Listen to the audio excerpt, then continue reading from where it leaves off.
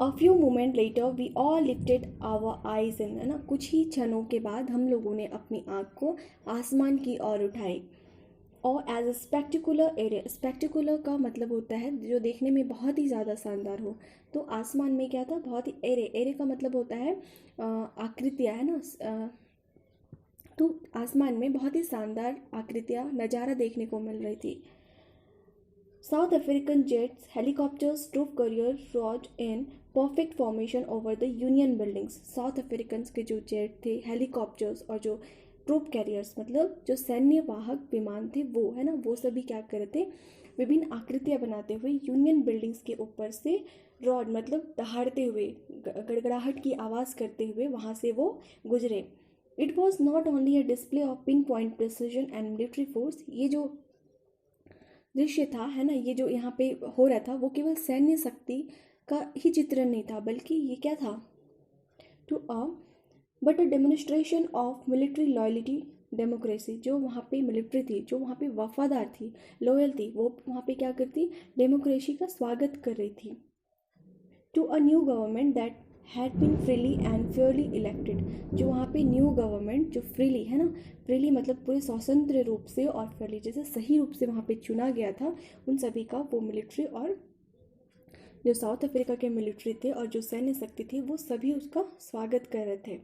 Only moments before the highest general of the South African defence force and police,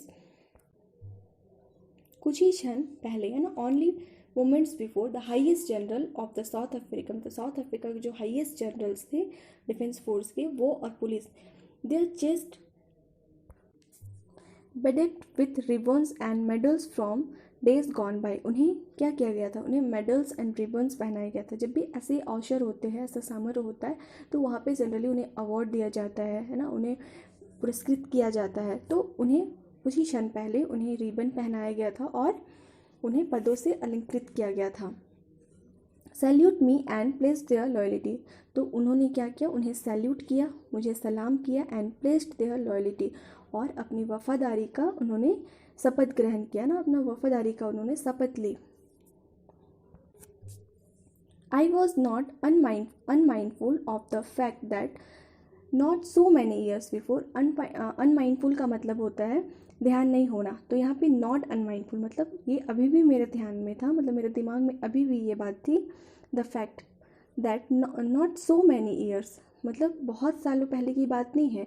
before they would not have salute मतलब वो जो लोग थे जिन्होंने अभी इन्हें सलाम किया, उन्होंने इन्हें क्या सलाम नहीं किया था। बट अरेस्टेड मी, और उन्होंने मुझे क्या किया था, गिरफ्तार किया था। Finally a chevron of Impala jets left a smoke trail of the black, red, green, blue and gold of the new South African flag. Chevron का मतलब होता है pattern in the shape of V, ना, जो V shape होता है उन्हें क्या बोलते हैं, सेवरन। तो अब क्या होता है, फाइनली लास्ट में इम्पाला जो जेट विमान थे उनका एक जो समूह था, ग्रुप था, जेट्स लेफ्ट स्मोक, है ना, वो trail of black, red, green, blue and gold of the few south of the new South African flag. वो क्या कर रहे थे, जो जेट विमान थे उसका एक समूह काले, लाल, हरे, नीले और सुनहरे रंग के धुएं की लकीरों को छोड़ते हुए दक्षिण अफ्रीका के जो फ्लैग थे, है ना, साउथ अफ्रीकन फ्लैग, दक्षिण अफ्रीका के झंडे का स्वरूप बनाते हुए वो ऊपर से वहाँ से। The day was symbolise for me, ये जो दिन था मेरे लिए यादगार था, वो इसलिए भी यादगार रहेगा मेरे लिए, by the playing of our two national anthems, क्योंकि वहाँ पे उस दिन टू नेशनल एंथम्स प्ले किए गए थे, मतलब दो नेशनल एंथम को वहाँ पे प्ले किया गया था। And the vision of white singing, और जो वाइट लोग थे, जो श्वेत लोग थे, वो लोगों के लिए national anthem Nkosi Sikelel iAfrika, ये नेशनल एंथम वो लोगों के लिए प्ले किया गया था। और and the vision of white and black singing Die Stem, और जो ब्लैक लोग थे वो लोगों के लिए डाई स्टेम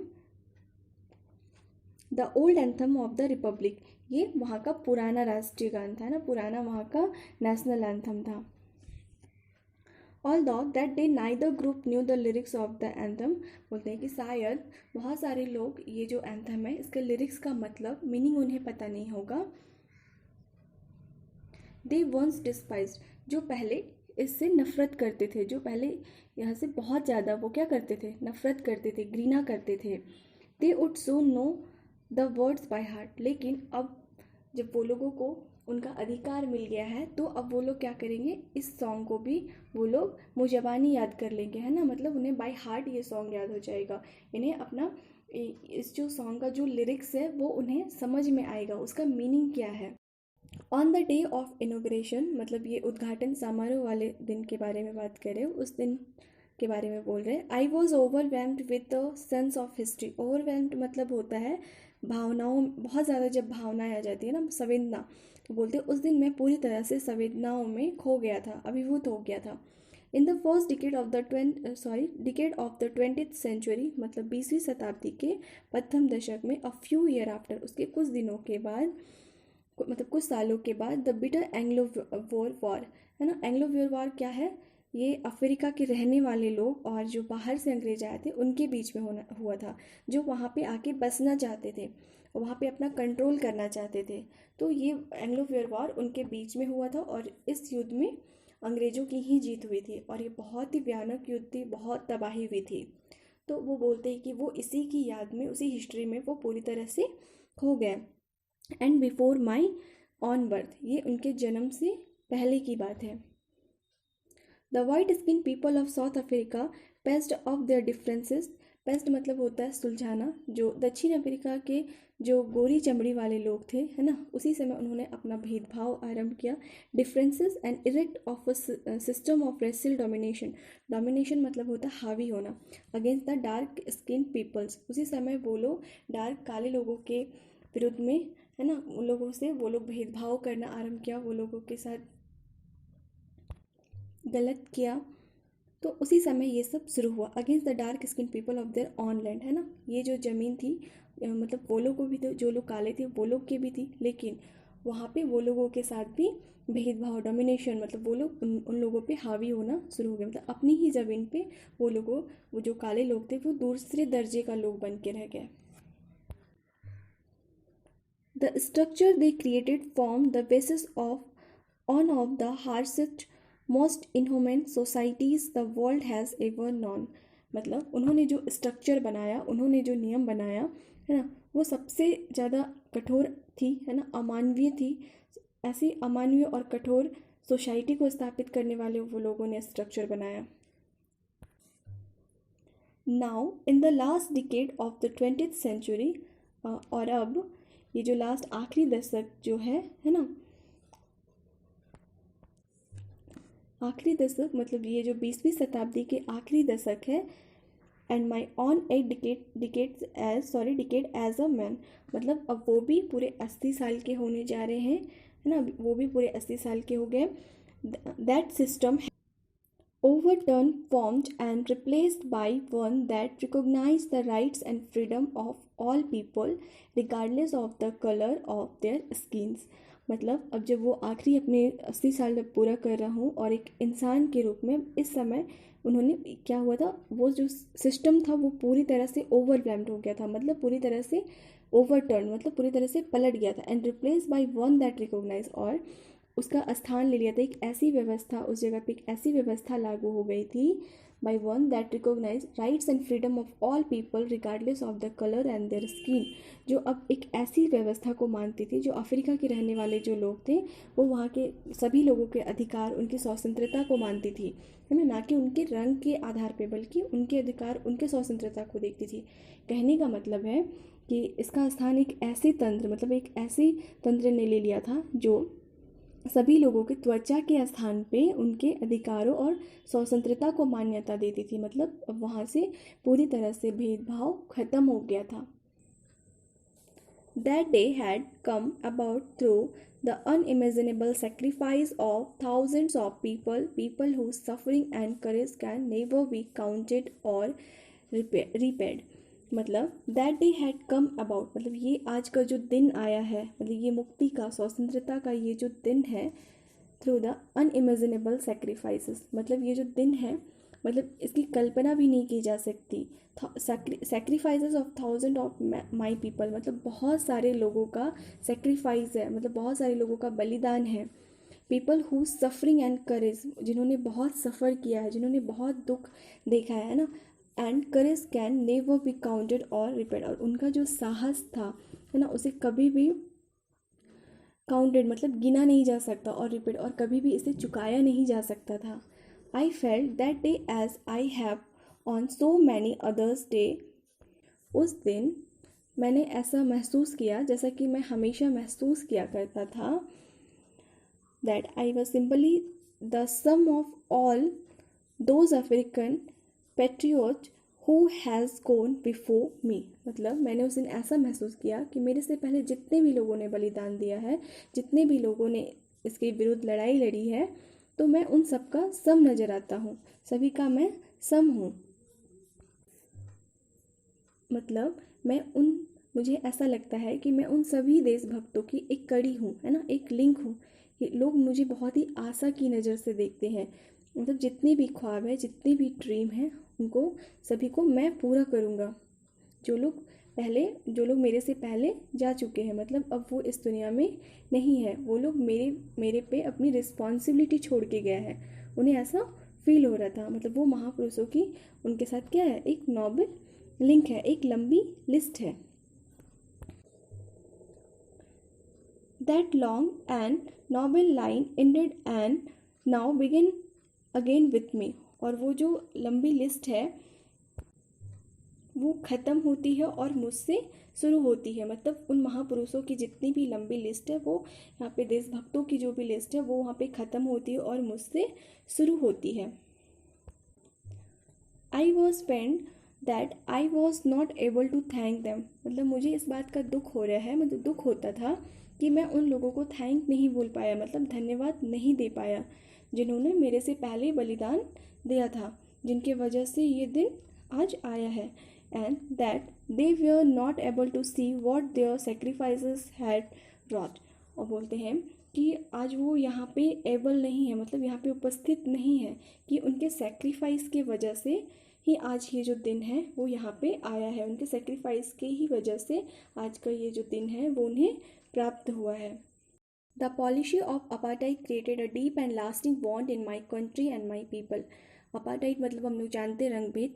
तो ये जो रंगभेद की नीति थी वो हमारे यहाँ पे काफ़ी समय तक रहने वाला, मतलब क्रिएटेड अ डीप मतलब बहुत ही गहरा, एंड लास्टिंग बहुत लंबे समय तक रहने वाला bond in my country. Bond मतलब होता है घाव, बहुत लंबे समय तक रहने वाला घाव दिया है. In my country and my people मतलब मेरे देश को और मेरे लोगों को. All of us will spend many years if not generation recovering from that profound hurt. मतलब बहुत पीढ़ियाँ तो नहीं बोलेंगे, लेकिन बहुत सालों तक ये हमारे साथ रहेगा ना. इससे रिकवरी मतलब इससे निकलने में हम लोग को बहुत साल लग जाएंगे. But the decades of operations and brutality had another unintended effect.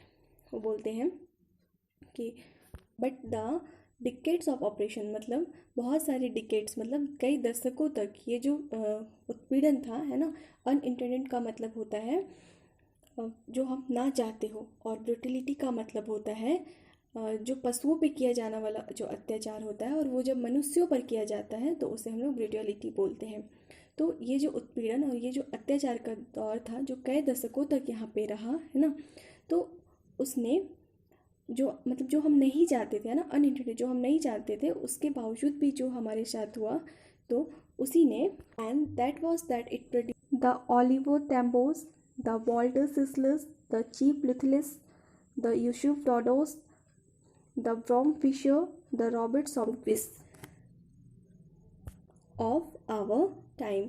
तो ये जो समय था, इसी ने इन लोगों को क्या किया, यहाँ पे जन्म दिया. मतलब इन्हीं अत्याचार की वजह से इन लोगों का यहाँ पे आगमन हुआ. किनका? Oliver Tambos, Walter Sisulus, Chief Luthulis, Yusuf Dadoos, Bram Fischer और रॉबर्ट सॉबक्विस.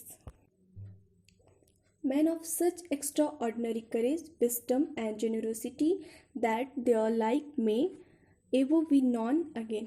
मतलब इतने सारे लोगों को ये जो उत्पीड़न था ये उत्पन्न किया, ऐसे महान सपूत, है ना. मतलब एक्स्ट्रा ऑर्डिनरी ये जो लोग थे, ये करेज मतलब हिम्मत वाले थे, है ना, बुद्धिमान, विजडम एंड जेनरोसिटी मतलब उदारता की ये मूर्ति थे.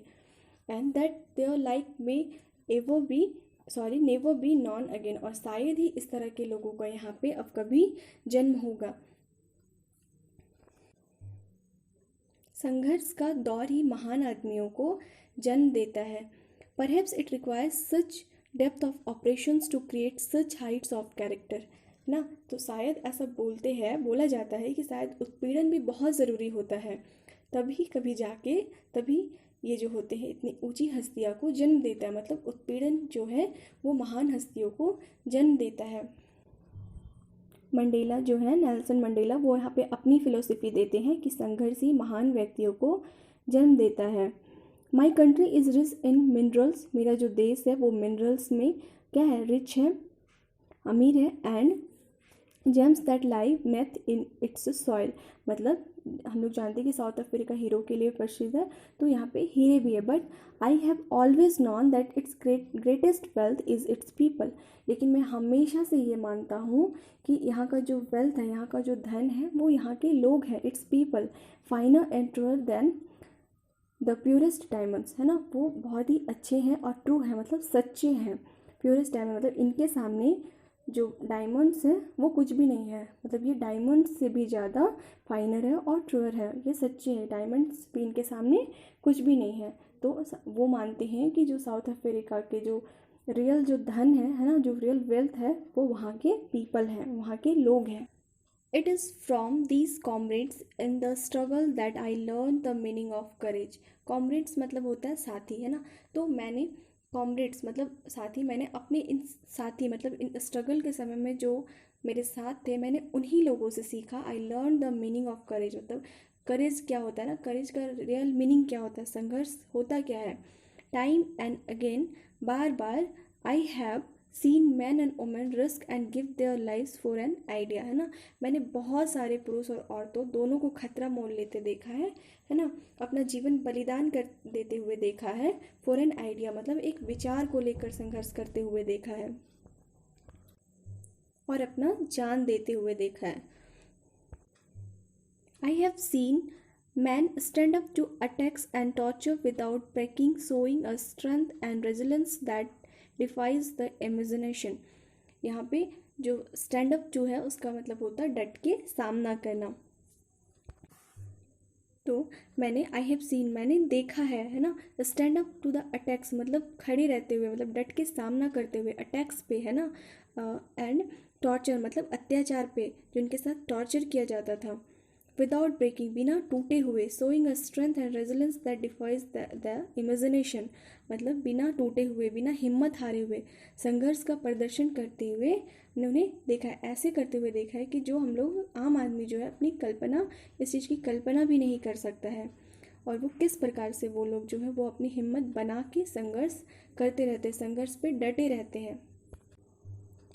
I learn that courage was not the absence of fear, मैंने सीखा, इन लोगों से सीखा कि डर ना होना करेज नहीं है, मतलब डर का, फियर का ना होना साहस नहीं है।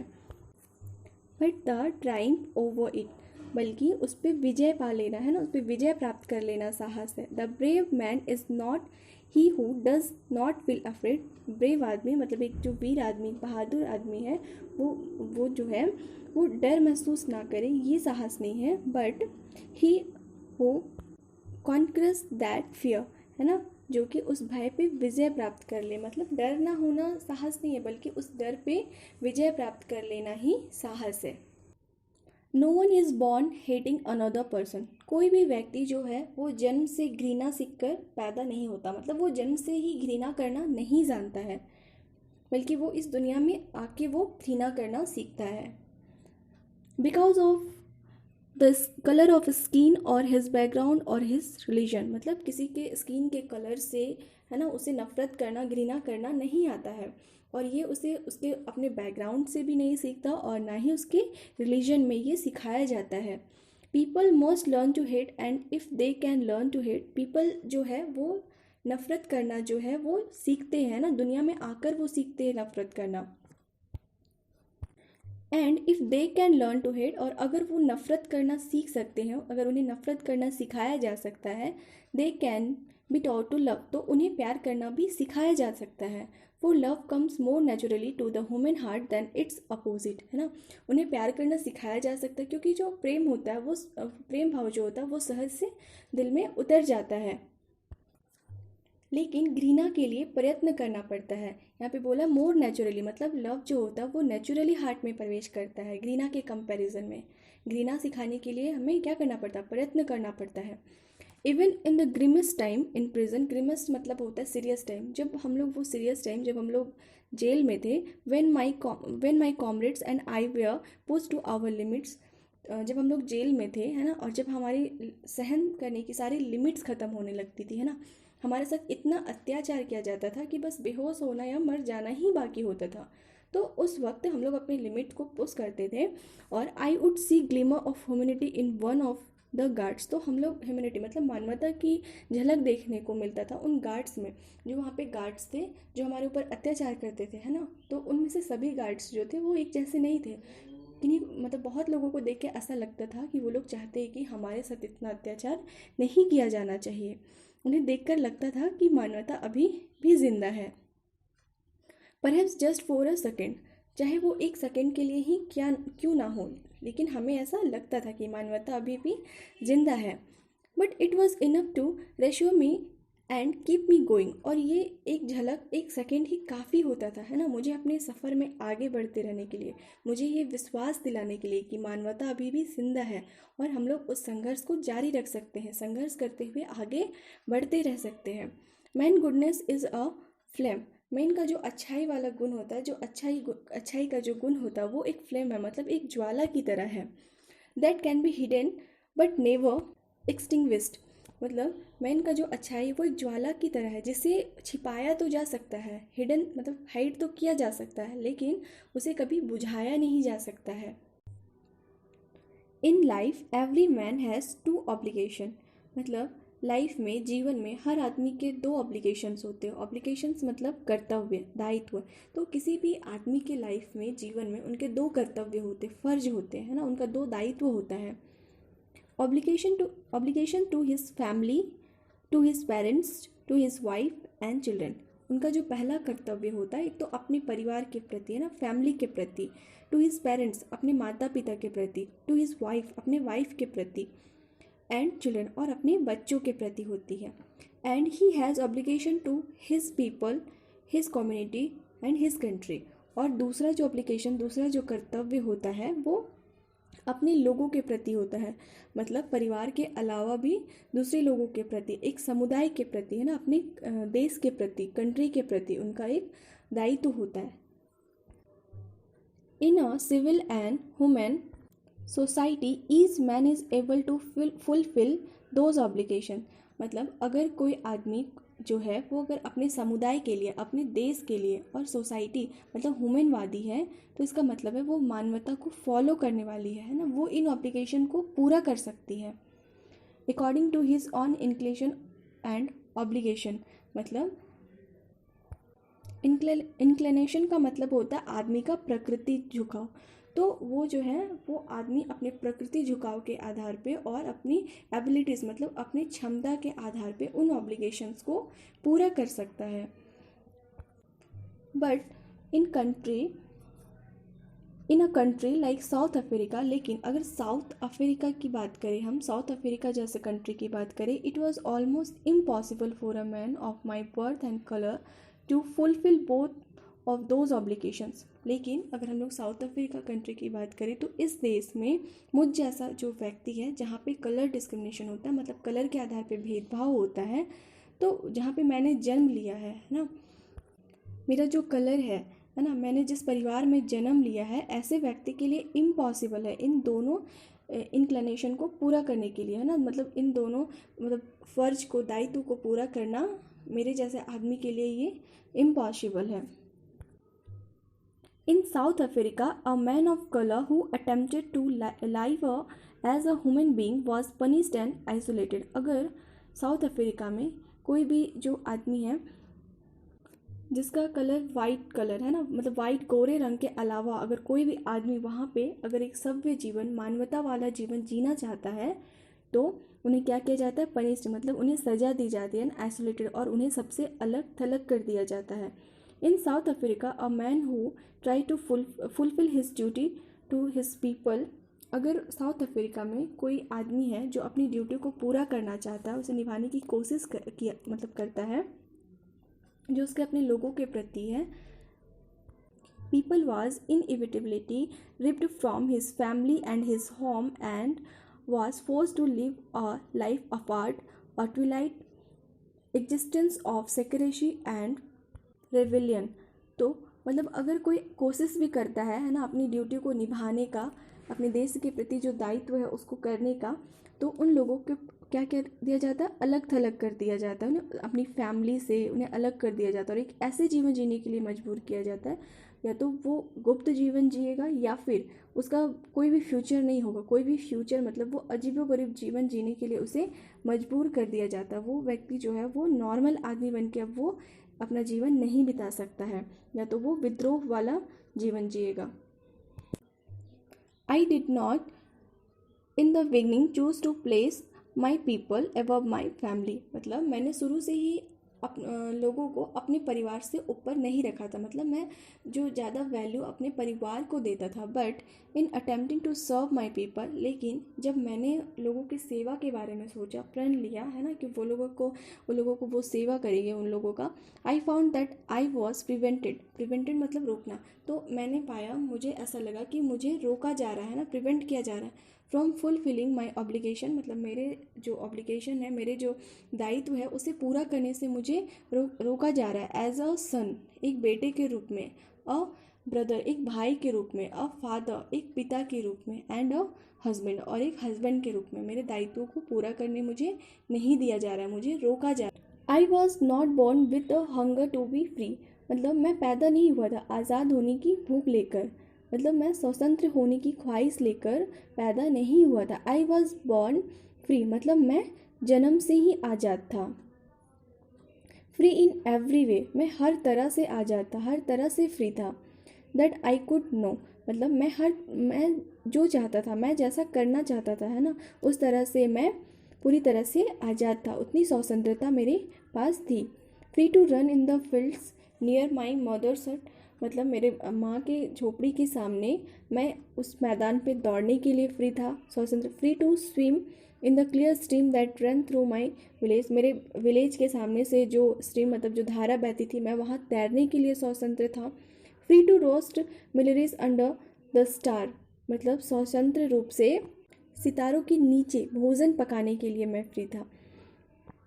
And ride the broad backs of slow moving bulls, और उन बैलों के पीछे वो जो बैल की चौड़ी पीठों पर सवारी करने के लिए मैं स्वतंत्र था। As long as I obeyed my father, और जब तक मैं अपने पिता का आज्ञा का पालन किया करता था।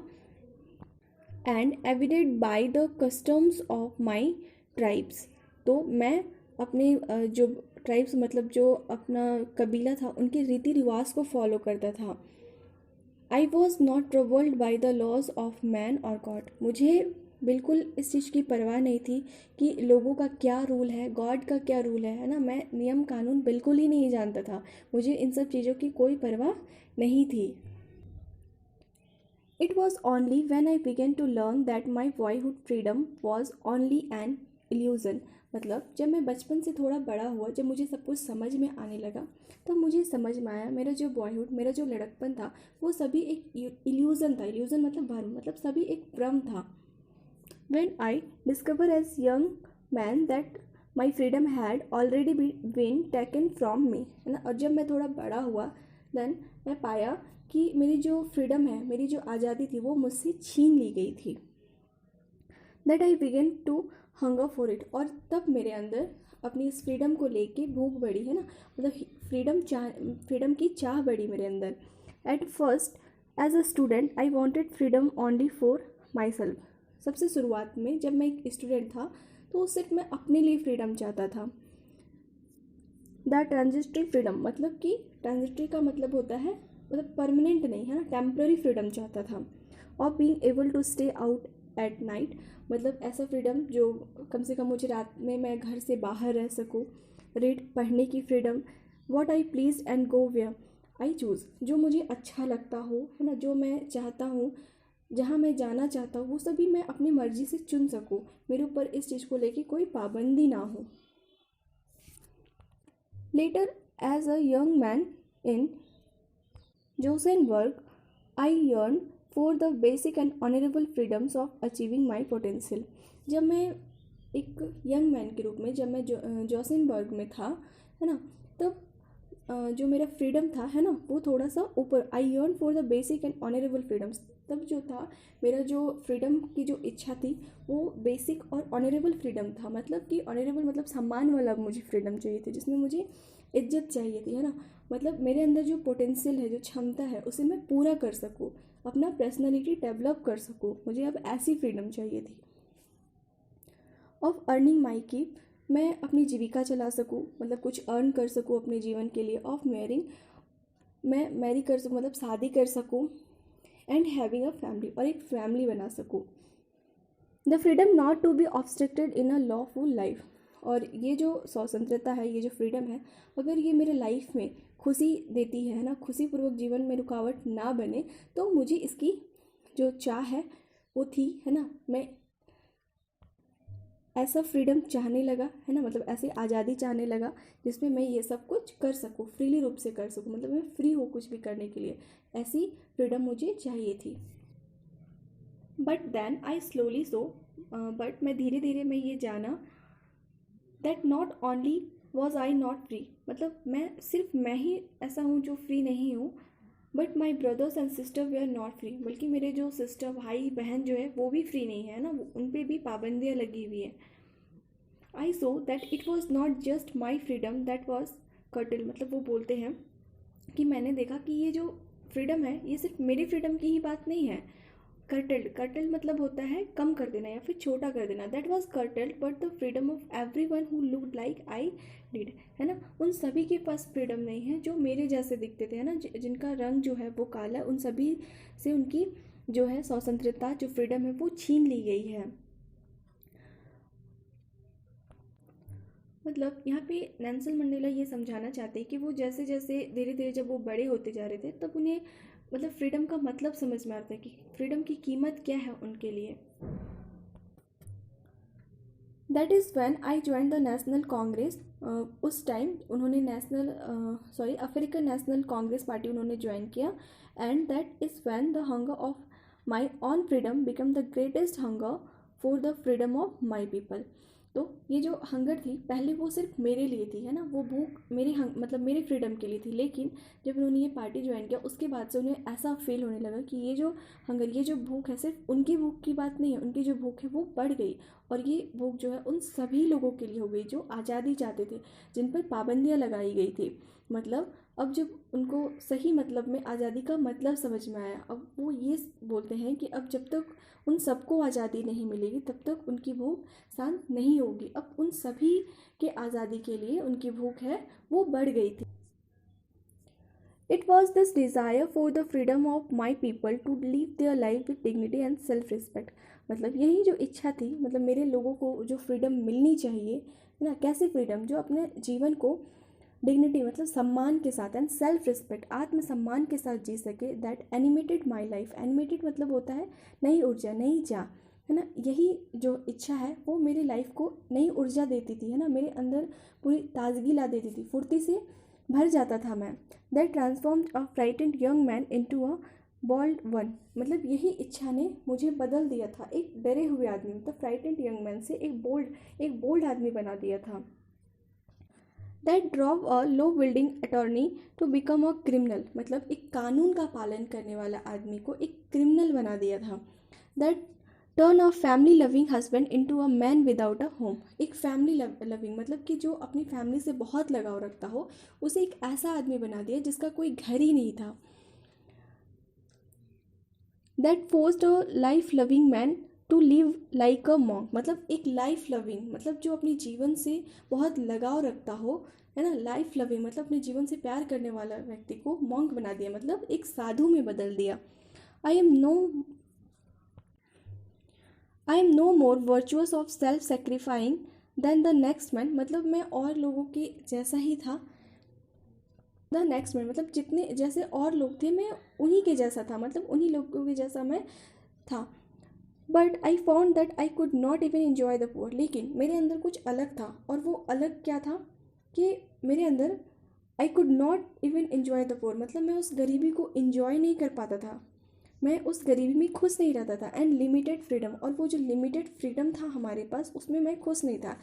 I was allowed when I knew my people were not free, मतलब मुझे बहुत दुख होता था कि जो मेरे अपने लोग हैं वो फ्री नहीं है, मतलब मैं लिमिट वाला जो फ्रीडम था उसमें और लोग जो है वो खुश थे, जी ले रहे थे, लेकिन मैं उतनी उतनी आज़ादी में नहीं जीना चाहता था। मुझे ये पता था कि मेरा जो फ्रीडम की चाह है वो ज़्यादा है, मतलब मैं इतने लिमिटेशन में नहीं रहना चाहता था। फ्रीडम पाने की जो ललक थी वो उन लोगों को देखकर, मतलब अपने पीपल को देखकर, अपने लोगों को देखकर और भी ज़्यादा वो जाग उठती थी।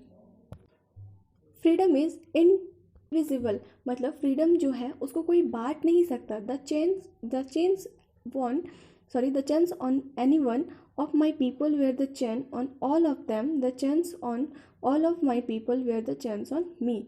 मतलब अगर एक जो चैन है ना, किसी व्यक्ति का जो अगर वो चैन से बांधा हुआ है और वो सभी व्यक्तियों में उस चैन में बंधा रहेगा, लेकिन अगर कोई जो मेरा आदमी है वो अगर उस गुलामी वाले बंधन में है तो मैं उससे अलग कैसे रह सकता हूँ, मतलब मुझे भी उतनी ही तकलीफ होगी, मतलब मैं भी उसी गुलामी वाले चैन से बंधा रहूँगा, मतलब उस उनके दुख से मैं अलग नहीं हो सकता हूँ। मतलब अगर उन्हें फ़र्क नहीं पड़ रहा, मतलब अगर वो गुलाम है, अगर उन पे गुलामी वाली चैन से बांधी हुई तो मैं भी उसी से बंधा हुआ, मैं उससे अलग नहीं हूँ।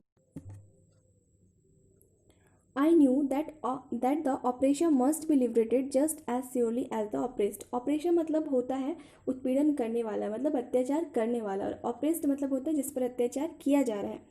तो I knew that operation must be liberated just as surely as the oppress, मतलब जिस प्रकार एक अत्याचार करने वाला, उत्पीड़न करने वाला को मुक्ति चाहिए होता है ना, जैसे कि वो सोचता है कि उसे मुक्ति चाहिए, तो उसी प्रकार ऑपरेस्ड मतलब जिस पे अत्याचार किया जाता है तो वो भी क्या चाहता है, मुक्ति चाहता है। निश्चित रूप से उसे भी आज़ादी चाहिए होती है। A man who takes away another man's freedom is a prisoner of hatred, मतलब एक आदमी जो दूसरे आदमी का फ्रीडम छीन लेता है ना, ले लेता है, तो वो आदमी क्या होता है, घृणा के पिंजरे में कैद होता है, घृणा का वो गुलाम होता है। He is locked behind the bars of prejudice. Prejudice का मतलब होता है a strong dislike without any good reason, मतलब ऐसा घृणा जिसका कोई कारण नहीं होता है ना, तो वो जो आदमी होता है वो पक्षपात के दीवारों के पीछे वो क्या होता है, खड़ा होता है। एंड नैरो माइंडनेस मतलब कि वो जो होता है नैरो माइंडेड होता है, मतलब उसका जो विचार जो होता है, सोच तो होता है वो बहुत ही छोटी सोच होती है, मतलब छोटी मानसिकता वाला सोच होता है। I I am not truly free if I am taking away someone else freedom, मतलब वो बोलते हैं कि मैं ट्रूली मतलब पूरी तरह से फ्री नहीं हूँ। If I am taking away someone else freedom, अगर मैं किसी का आज़ादी छीन लेता हूँ तो मैं फ्रीडम मतलब मैं फ्री नहीं हूँ, मतलब मुझे भी फ्रीडम नहीं है। Just as surely as I am not free when my freedom is taken from me, उसी तरह से जैसे अगर कोई मेरा फ्रीडम छीन लेता है, मेरी आज़ादी छीन लेता है, तो मैं जिस तरह से फ्री नहीं हूँ, उसी तरह से अगर मैं किसी दूसरे का फ्रीडम, किसी दूसरे का आज़ादी छीनता हूँ तो भी मैं फ्री नहीं हूँ, मतलब मुझे फ्रीडम नहीं है। The oppressed and the oppressor alike are robbed of the humanity, मतलब जो ऑपरेस्ड होता है मतलब जिस पे अत्याचार किया जाता है, और जो ऑपरेशन जो अत्याचार करने वाला होता है, वो दोनों जो है वो रॉब मतलब वो ह्यूमैनिटी मानवता का क्या है, वो रॉब्ड मतलब कि वो लुटेरे हैं, बोलते ना जैसे जितना अपराध करने वाला का गलती होता है उतना ही अपराध सहने वाला भी कसूरवार होता है। तो उसी तरह यहाँ पे बोलने का मतलब है कि जो शोषित और शोषक करने वाला दोनों समान रूप से मानवता के लुटेरे होते हैं, दोनों जिम्मेवार होते हैं, मतलब दोनों जो है वो दोनों पूरी तरह से फ्रीडम उन्हें नहीं होती है, दोनों एक गुलामी के बंधन में बंधे होते हैं। इन लास्ट लाइन में नेल्सन मंडेला जो वो अपनी फ़िलोसफी देते हैं, ये उनकी फ़िलोसफी है।